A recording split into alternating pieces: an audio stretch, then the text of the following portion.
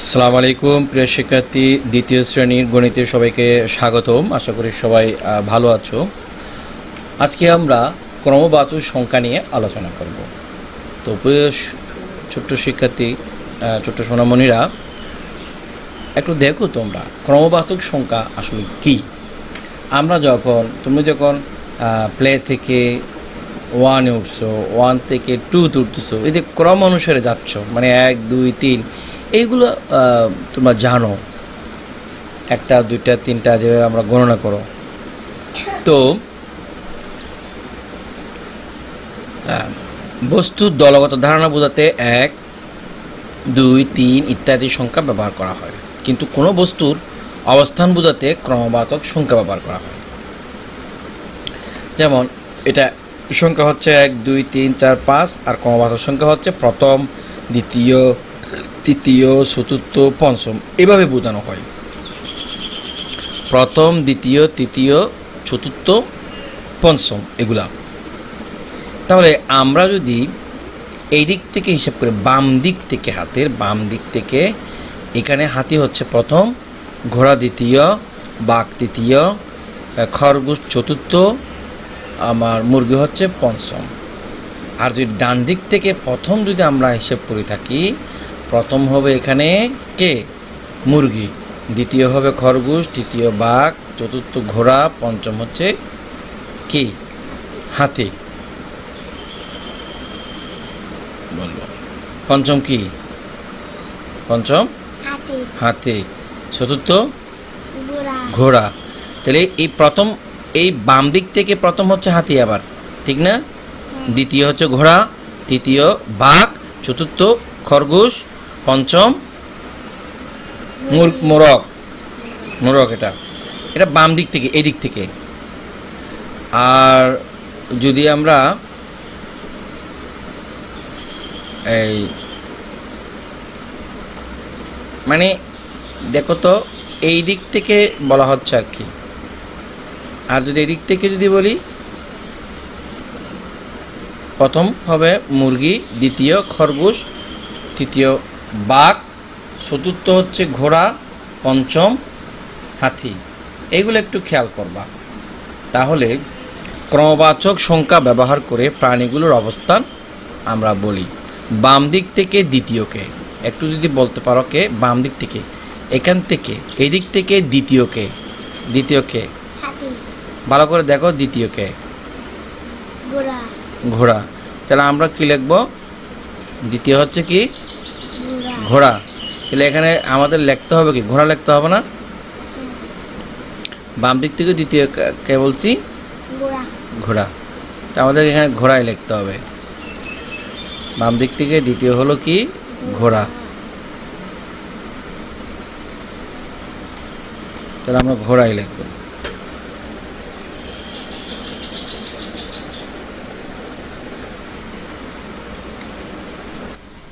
তো আমরা যে বাম থেকে দ্বিতীয় হচ্ছে ঘোড়া, বাম হচ্ছে এই দিক থেকে, এখান থেকে দ্বিতীয় পেলে আমরা ঘোড়া, ঠিক আছে। এবার প্রশ্ন হচ্ছে ডান থেকে কে প্রথম?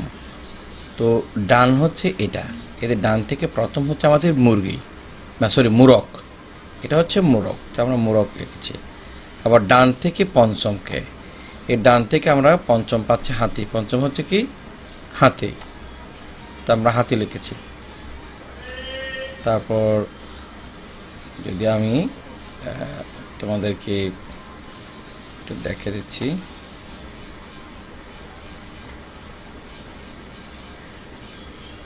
এই যে হাতে যেটা,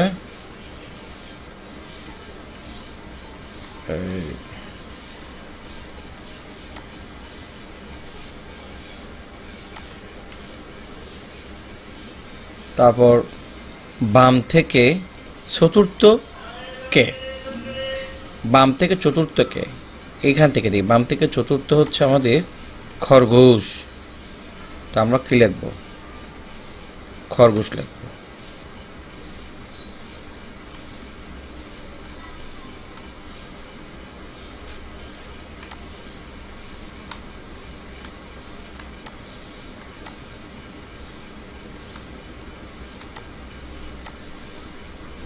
খরগোশ, এটা তার বস হবে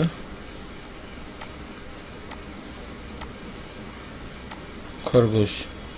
তারপর ডান থেকে কে তৃতীয়, তো ডান থেকে তৃতীয় কে, এদের ডান, তৃতীয় হচ্ছে বাঘ, এটা কি হবে বাঘ।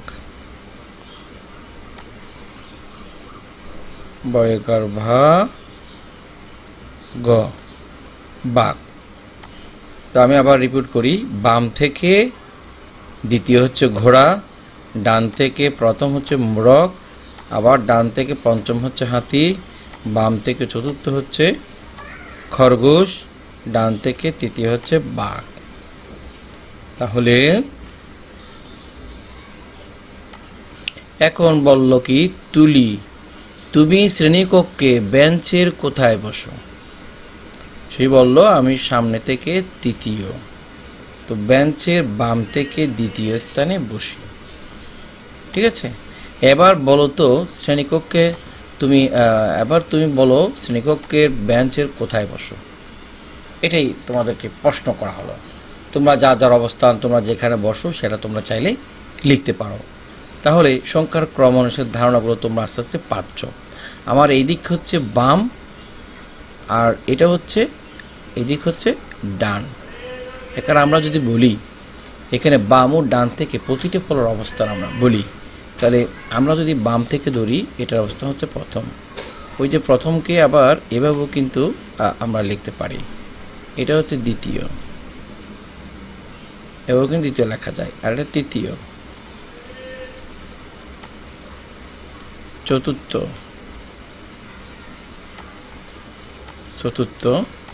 আর এটা হচ্ছে পঞ্চম। এই লেখাগুলো তোমরা লেখা শিখবা, ক্রম সংখ্যা প্রথম দ্বিতীয় তৃতীয় চতুর্থ। তাহলে এখন এই দিক থেকে প্রথম হবে আমার এটা ডান থেকে, আর এটা হচ্ছে দ্বিতীয়, এটা তৃতীয়, আর এটা চতুর্থ, এটা হলো পঞ্চম। আচ্ছা, তাহলে এখানে আমরা লিখতে পারি যে আমরা যদি বাম থেকে বলি প্রথম হচ্ছে আমাদের এই আনারস, তারপর দ্বিতীয় হচ্ছে কি ক্যাপসিকাম মরিচ যেটা সেটা, আর তৃতীয় হচ্ছে এটা সম্ভবত আঙ্গুর, তারপর চতুর্থ হচ্ছে কলা, পঞ্চম হচ্ছে তরমুজ। আর এই দিক থেকে যদি ডান থেকে বলি প্রথম তো এটাই হবে তরমুজের অবস্থান, দ্বিতীয় হচ্ছে কলা, আর তৃতীয় আঙ্গুর, চতুর্থ হচ্ছে এটা সম্ভবত আপেলই দিছি, হ্যাঁ সরি এটা আপেল, চতুর্থ হচ্ছে আপেল, পঞ্চম হচ্ছে আনারস। তাহলে এভাবে তোমরা চাইলে ডান এবং বাম থেকে প্রতিটা ফলের অবস্থানটা তোমরা লিখতে পারবে। 5 জন শিক্ষার্থী হতে হাতে হাত ধরে আছে। এখন এই অংশ এই দিক থেকে যদি আমরা বলি বাম, আর এদিক থেকে বলা হচ্ছে ডান, তাহলে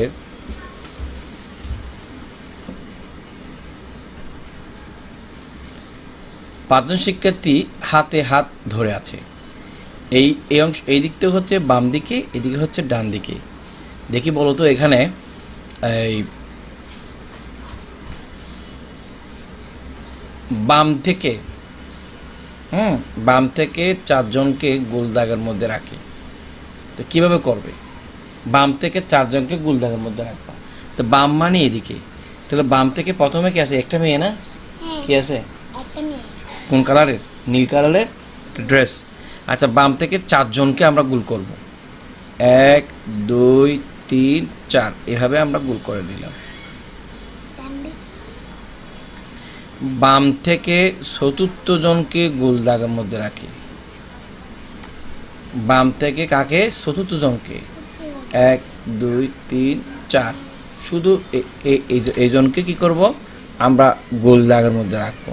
তাহলে গোল দাগের মধ্যে এইভাবে আমরা করতে পারি। ঠিক আছে, আমরা বিষয়টা বুঝতে পারছি? হ্যাঁ, আচ্ছা, বাম থেকে 4 জনকে গোল দাগে এভাবে কিন্তু করা রাখা যায়, আর বাম থেকে চতুর্থ জনকে এইভাবে গোল করে রাখা যাবে। তো নিচের 5 জন শিশুর মধ্যে আলীকে খুঁজে বের করতে হবে। তার বন্ধু বলল আলী দ্বিতীয় আসনে আছে। অপর বন্ধু বলল আলীর ডান দিক থেকে 3 জন শিশু আছে। তাহলে 5 জন শিশুর মধ্যে আলীকে খুঁজে বের করতে হবে। আলী দ্বিতীয় আসনে আছে, প্রথম বলল, বুঝছো?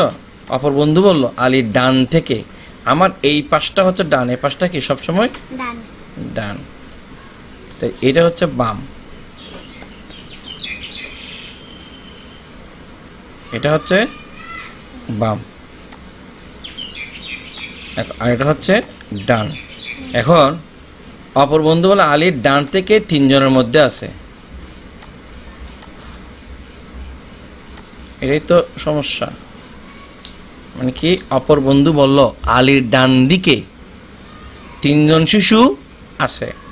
এখন আলীর ডান হচ্ছে এই পাশে, এটা আলীর ডান, এদিকে কয়জন শিশু আছে? আলীর ডান দিকে 3 জন শিশু আছে, এই 3 জন। তাহলে আলী দ্বিতীয় আসনে হচ্ছে, আলী হচ্ছে এই পায়ে গেলাম, এটা হচ্ছে আলী, এটা কি আলী। তাহলে আমরা কথা দেখেই বুঝতে পারলাম তার অবস্থানটা কোথায়। আচ্ছা, এখন কয়েকজন শিশু লাইনে দাঁড়িয়ে আছে। সবিতা সামনে থেকে দ্বিতীয় এবং তার পেছনে আরও 5 জন শিশু আছে। লাইনে কতজন শিশু আছে আমরা সেটা দেখব। তো কয়েকজন শিশু লাইনে দাঁড়িয়ে আছে এখানে ধরলাম। তো সবিতার সামনে থেকে দ্বিতীয়, সামনে থেকে হচ্ছে এটা, দ্বিতীয় হচ্ছে এটা, সামনে থেকে দ্বিতীয় হচ্ছে এটা, এবং তার পিছনে আরও 5 জন শিশু আছে, 1 2 3 4 5। হ্যাঁ, লাইনে কতজন শিশু আছে?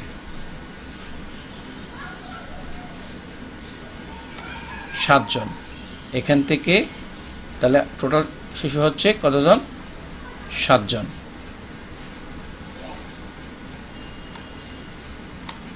7 জন শিশু আছে। শিশুর সংখ্যা কিভাবে হিসাব করব? হিসাব করবো হচ্ছে যে প্রথমে হচ্ছে যে সে 2 জন, আর পরে হচ্ছে আরো 5 জন, 5 দিয়ে কতজন? 7 জন। কয়েকজন শিশু লাইনে দাঁড়িয়ে আছে।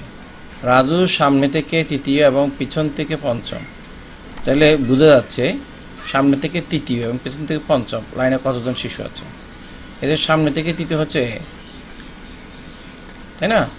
এবং পিছনে তার আরও কি আছে, 60 জন শিশু আছে। কীভাবে বুঝবো এই চিত্রটাকে?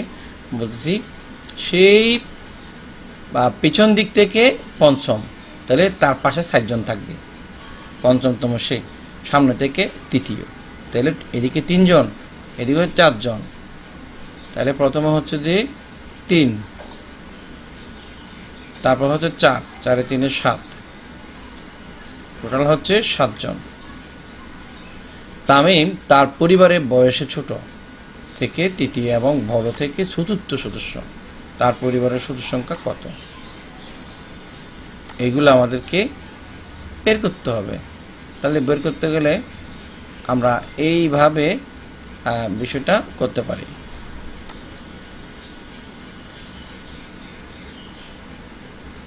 কিভাবে করবো আমি একটু দেখাচ্ছি। তো তামিম তার পরিবারের বয়সে ছোট থেকে তৃতীয়, ছোট থেকে তৃতীয়, একা আমরা সামনে থেকে লিখবো না, এখানে লিখবো ছোট থেকে।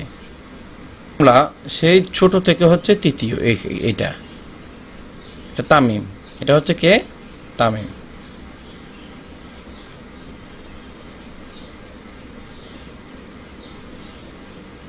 এটা তামিম, সেই ছোট থেকে তৃতীয়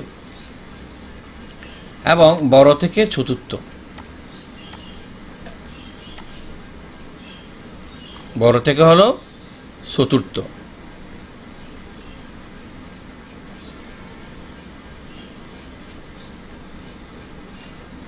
বড় থেকে চতুর্থ যদি হয়, ছোট থেকে তৃতীয় এবং বড় থেকে চতুর্থ, তাহলে বড় থেকে চতুর্থ হলে এখান থেকে আমার তার পাশে 3 জন থাকবে, এটা বোঝাচ্ছে।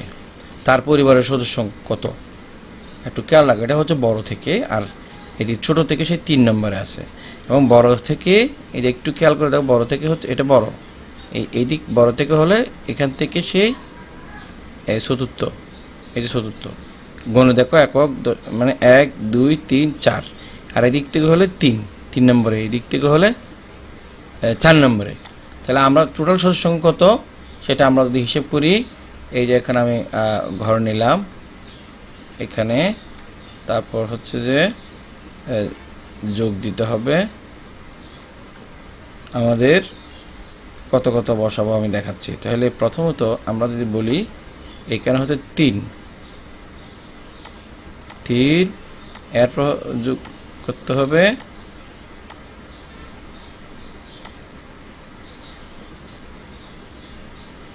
3, কারণ সেই ছোট থেকে তৃতীয় এবং বড় থেকে চতুর্থ,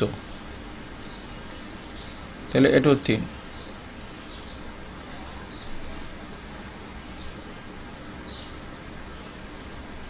তাহলে সমান করলে আমাদের কত হয়?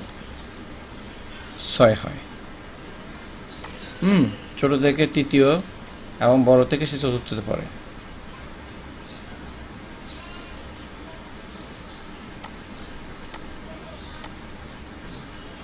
ঠিক আছে, তাহলে আমাদের উত্তর হচ্ছে 6।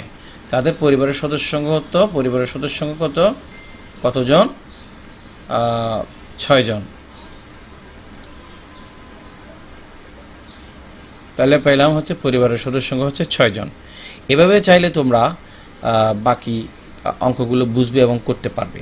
খুব ভালো করে দেখো, ছোট থেকে সেই তৃতীয়, এখানে আমরা ছোট থেকে তৃতীয় নম্বরে হচ্ছে তামিম, আর বড় দিক থেকে হচ্ছে এদিকে সেই কত, এটা হচ্ছে বড় দিক থেকে, ঠিক আছে, বড় থেকে হচ্ছে চতুর্থ নম্বরে। তাহলে এই হিসেব করলে আমরা 3 এবং 3 যোগ করতে পারি, তখন হবে আমাদের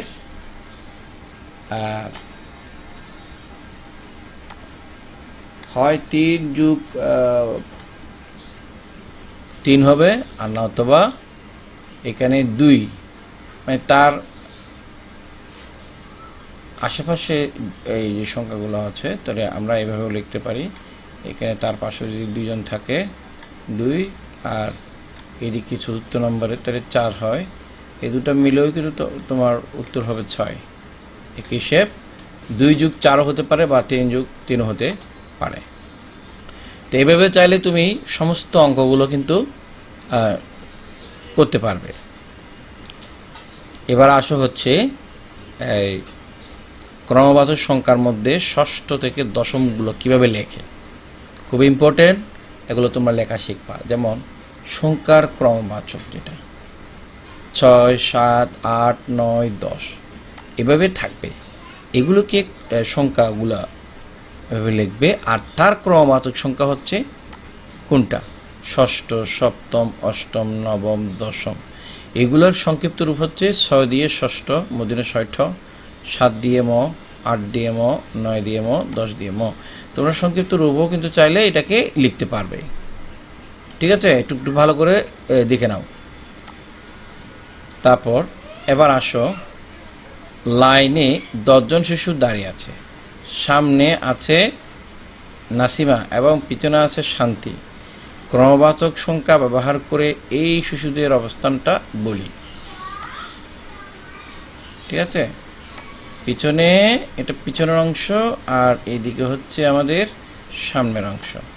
তাহলে আমরা যদি বলি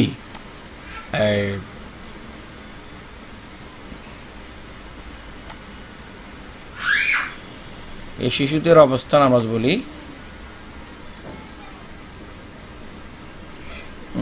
সামনে থেকে, যদি আমরা বলি নাসিমা হচ্ছে প্রথম, সামনে থেকে নাসিমা হচ্ছে প্রথম, আলী দ্বিতীয়, তাহলে এটা হচ্ছে সামনে থেকে এটা প্রথম, সামনে থেকে প্রথম কে?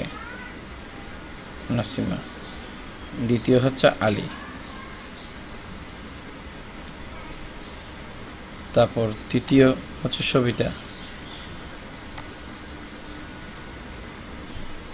চতুর্থ, এগুলো সংক্ষিপ্ত রূপ লিখলাম ক্রমবাচক সংখ্যা। পঞ্চম হচ্ছে তামিম, ঠিক আছে। তো রহিম হচ্ছে ষষ্ঠ।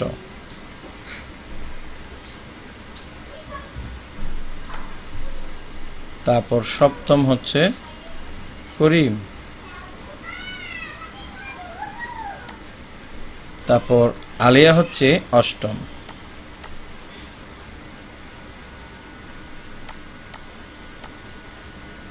রতন হচ্ছে নবম।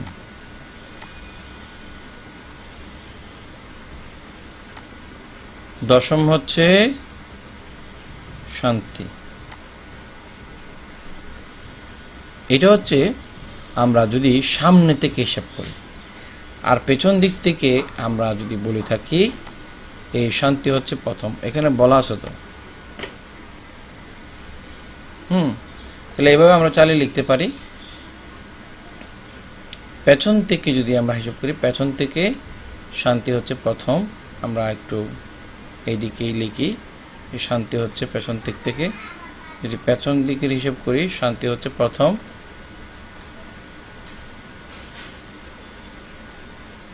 তারপর রতন হচ্ছে দ্বিতীয়। এগুলো মার্কিং করে নিবা। তারপর তৃতীয় হচ্ছে আলেয়া। তাহলে তোমার প্রশ্নের উত্তর দিতে সহজ হবে। চতুর্থ হচ্ছে করিম। পঞ্চম হচ্ছে রহিম।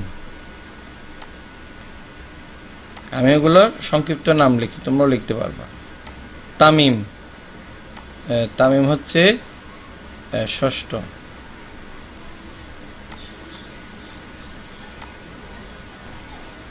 তারপর সপ্তম হচ্ছে ডেভিড। অষ্টম হচ্ছে সবিতা। আলী হচ্ছে নবম। দশম হচ্ছে নাসিমা। তাহলে এইভাবে আমরা লিখে নিলে সুবিধা কি, এই প্রশ্নের আনসারগুলো আমরা সহজেই এখান থেকে দিতে পারবো। আর সেটা হচ্ছে কি, প্রশ্নে বলা হচ্ছে ক্রমবাচক সংখ্যা ব্যবহার করে শিশুদের অবস্থানটা আমরা বলি। সামনে থেকে কে ষষ্ঠ, আমাদের এখান থেকে সামনে থেকে ষষ্ঠ কে? ষষ্ঠ হচ্ছে রহিম। তাহলে আমরা দেখেছি সামনে থেকে ষষ্ঠ হচ্ছে কে? রহিম। সামনে থেকে ষষ্ঠ হচ্ছে রহিম। তা আমরা সেটা লিখব। সামনে থেকে ষষ্ঠ হচ্ছে রহিম।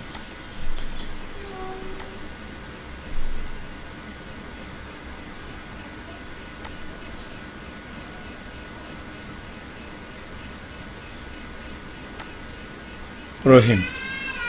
পেছন থেকে কে সপ্তম? পেছন থেকে হচ্ছে এটা, এটা থেকে সপ্তম হচ্ছে ডেভিড। কে হবে? ডেভিড।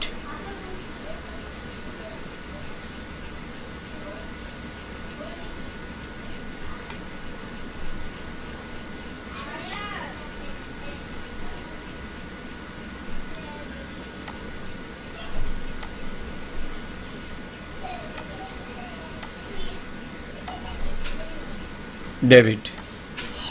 সামনে থেকে কে নবম? সামনে থেকে কে নবম? নবমকে সামনে থেকে, এদের সামনে থেকে নবম কে?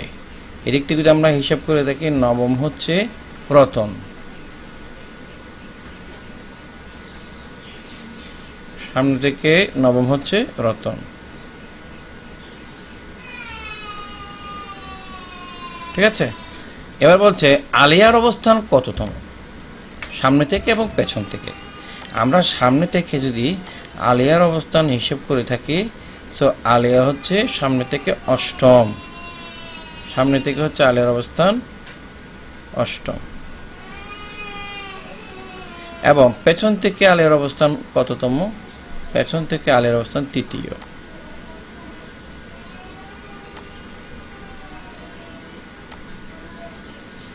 ঠিক আছে, পরিষ্কার?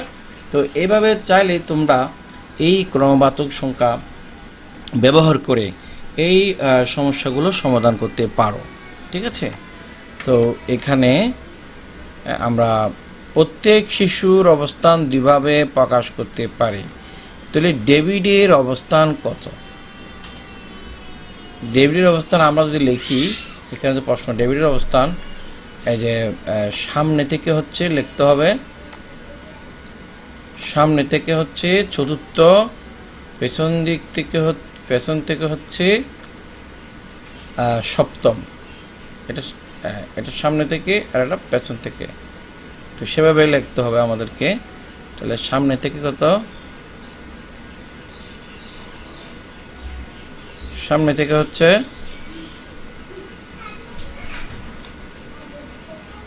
সামনে থেকে চতুর্থ, আর পেছন হতে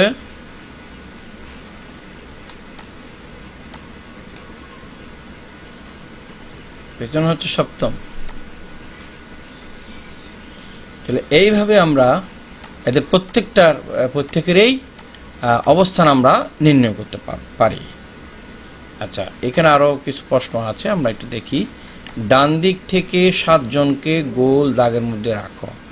ডান দিক থেকে সপ্তম জনকে গোল দাগের মধ্যে রাখো। তাহলে আমাদের ডান এবং বাম আমাদের শিখতে হবে। এটা হচ্ছে বাম, মানে লেফট, আর এই পাশেরটা হচ্ছে ডান। ঠিক আছে, আর এদিক থেকে হলে আমার ডান, আর এদিক থেকে হলে আমার বাম। তো ডান দিক থেকে 7 জনকে গোল দাগের মধ্যে রাখো। এই ডান হচ্ছে 1 2 3 4 5 6 7। তো এই ডান দিক থেকে 7 জনকে গোল দাগের মধ্যে রাখো। আমরা এখানে রেখেছি 1 নম্বরে। আবার ডান দিক থেকে সপ্তম জনকে গোল দাগের মধ্যে রাখো। এই ডান দিক থেকে সপ্তম জনকে হচ্ছে এটা, একে আমরা গোল দাগের মধ্যে রাখবো। এর মধ্যে তোমাকে বলতেও পারে যে ষষ্ঠ জন গোল দাগারো, তখন এটা দিবা। এরকম প্রশ্নের সময় দিতে পারে। 7 জন এবং সপ্তম জন হচ্ছে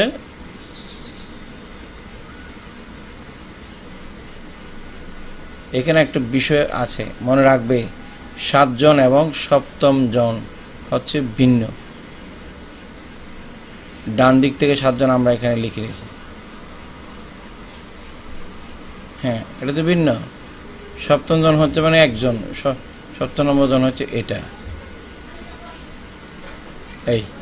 এইভাবে আমাদেরকে গুল করতে, আমি যেটা করেছি। ঠিক আছে, তাহলে এইভাবে তোমরা বিষয়গুলো সমাধান করতে পারো। একটি লাইনে শান্তি হচ্ছে পিছন থেকে অষ্টম এবং শান্তির সামনে আরও 5 জন শিক্ষার্থী আছে। তো লাইনে কতজন শিক্ষার্থী আছে এটা কিভাবে তোমরা নির্ণয় করবে? তাহলে পেছন থেকে অষ্টম এবং তাহলে আমরা একটা পেছন থেকে, এই যে পেছন থেকে এখানে দেওয়া হলো, আর একটা সামনে থেকে। তো একটি লাইনে শান্তি দাঁড়িয়ে আছে, পেছন থেকে সেই অষ্টম এবং সামনে আর পেছন থেকে সেই অষ্টম। এই যে পেছন থেকে সে অষ্টম, তাহলে 1 2 3 4 5 6 7 8 এটা শান্তি। হ্যাঁ, শান্তির সামনে আরও 5 জন শিক্ষার্থী আছে। এই যে তার সামনে আরও 5 জন শিক্ষার্থী আছে। লাইনে কতজন শিক্ষার্থী আছে?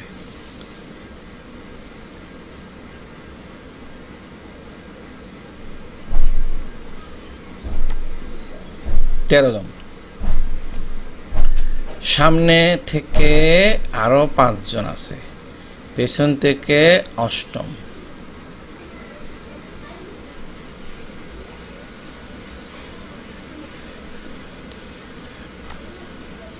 তাহলে 8 5 13 হবে।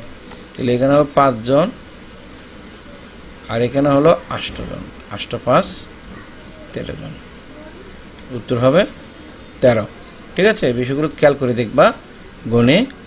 তো একটি লাইনে রাজু হচ্ছে সামনে থেকে ষষ্ঠ এবং পেছন থেকে তৃতীয়, সেখানে কতজন শিশু আছে? এখানে একটা প্রশ্ন। এটা আমাদেরকে সলভ করতে হবে এইভাবে, ঠিক আছে? তো চলো আমরা সেমভাবে এটা প্রশ্নটা আগে নিয়ে নিই।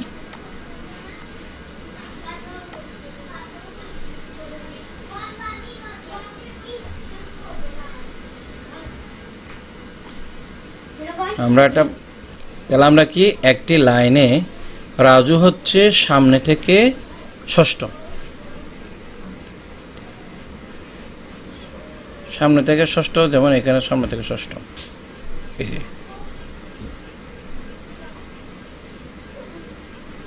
ষষ্ঠ এখানে, এবং পেছন থেকে তৃতীয়, পেছন থেকে হবে তৃতীয়। তাহলে আমাদের এখানে এগুলো বাদ যাবে, এই বিষয়গুলি বাদ যাবে। পেছন থেকে হলো তৃতীয়, পেছন হচ্ছে এটা, পেছন থেকে তৃতীয়। তাহলে তার আমাদের টোটাল গাণিতিক এই বাক্যটা কেমন হবে, এই যে এরকম। তাহলে গাণিতিক বাক্যটা হচ্ছে অ্যাকচুয়ালি এইখানে হবে 6, তারপর এদিকে হচ্ছে 2। তাহলে 6 2 আমাদের টোটাল অ্যান্সার হচ্ছে 8, উত্তর হবে 8। 6 2 হতে পারে, অথবা হতে পারে আমরা এখান থেকে 5 ধরতে পারি, তারপর 5 3 8 এরকমও লিখতে পারি, যেখানে 5 যোগ 3 এরকম আমরা লিখতে পারি, 5 3 ও 8 হতে পারে। তাহলে দুইভাবে আমরা লিখতে পারি।